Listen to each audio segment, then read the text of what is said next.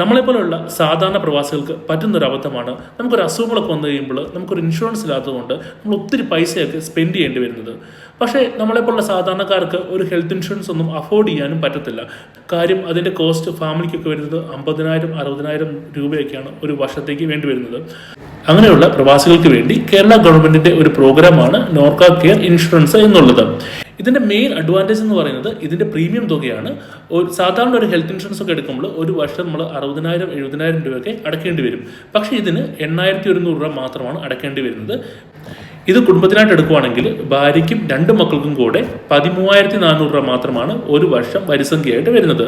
ഇതിൻ്റെ രണ്ടാമത്തെ ബെനിഫിറ്റ് എന്ന് പറയുന്നത് ഏജ്, നമ്മുടെ ഹെൽത്ത് കണ്ടീഷനൊക്കെ അനുസരിച്ച് സാധാരണ ഇൻഷുറൻസിൽ പ്രീമിയം തുക കൂടിക്കൂടിയാണ് വരുന്നത്.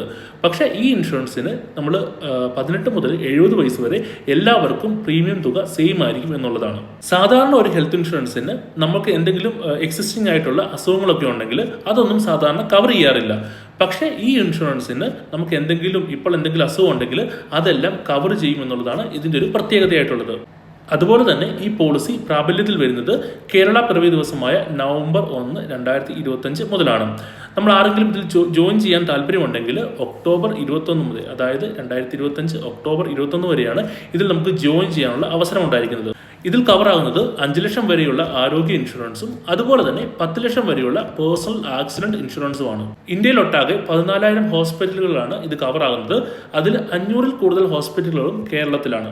ഇതിന് പോസിറ്റീവ് പറഞ്ഞ പോലെ തന്നെ ഇതിന് നെഗറ്റീവും ഉണ്ട്. അതായത് 5 ലക്ഷം രൂപ മാത്രമാണ് ഒരു ഇൻഷുറൻസ് കവറായിട്ട് നമുക്ക് ലഭിക്കുന്നത്. ഇപ്പോഴത്തെ ചികിത്സയുടെ എക്സ്പെൻസ് ഒക്കെ വെച്ച് നോക്കുവാണെങ്കിൽ ഈ 5 ലക്ഷം രൂപ എന്നുള്ളത് വളരെ ചെറിയൊരു എമൗണ്ട് ആണ്. രണ്ടാമതായിട്ട് നമ്മുടെ മാതാപിതാക്കളെ ഈ ഇൻഷുറൻസിൽ ആഡ് ചെയ്യാൻ സാധിക്കുന്നതല്ല. മൂന്നാമതായിട്ട് നമുക്ക് ഫ്യൂച്ചറിൽ ഈ ഇൻഷുറൻസ് വേറൊരു ഇൻഷുറൻസിലോട്ട് പോർട്ട് ചെയ്യാനുള്ള ഓപ്ഷനും ഇപ്പോൾ അവൈലബിൾ അല്ല. ഇതിൽ എൻറോൾ ചെയ്യാനായിട്ട് നമുക്കിപ്പോൾ ഉള്ള ഓപ്ഷൻ എന്ന് പറഞ്ഞാൽ നമ്മൾ നോർക്ക കെയർ ഇൻഷുറൻസ് എന്ന് നമ്മൾ ഗൂഗിളിൽ സെർച്ച് ചെയ്യുവാണെങ്കിൽ നമുക്കൊരു ലിങ്ക് ലഭിക്കും. അതിൽ കയറി നമ്മുടെ നോർക്ക ID എൻ്റർ ചെയ്ത് കഴിഞ്ഞിട്ട് നമ്മൾ വാലിഡേറ്റ് ചെയ്ത് കഴിയുമ്പോൾ നമുക്കൊരു വെരിഫിക്കേഷൻ കോഡ് ഇമെയിലും അതുപോലെ SMS-ലും വരും. അത് നമ്മൾ എൻ്റർ ചെയ്ത് കഴിയുമ്പോൾ നമ്മുടെ ഒരു പേജിലോട്ട് പോകും. അവിടെ നമ്മുടെ ബേസിക് ഇൻഫർമേഷനും നമ്മുടെ ഫാമിലി ഡീറ്റെയിൽസ് ഒക്കെ കൊടുത്തു കഴിയുമ്പോൾ നമുക്ക് പേയ്മെൻറ്റിൻ്റെ ഓപ്ഷൻ വരും. അങ്ങനെയാണ് നമ്മൾ ഈ പോളിസിയിലോട്ട് എൻറോൾ ചെയ്യുന്നത്. അപ്പം ഇതുപോലുള്ള യൂസ്ഫുൾ ആയിട്ടുള്ള വീഡിയോകൾക്ക് വേണ്ടി എൻ്റെ ചാനൽ ഒന്ന് സബ്സ്ക്രൈബ് ചെയ്യുക. അതുപോലെ തന്നെ എൻ്റെ വീഡിയോ ലൈക്കും ചെയ്യുക.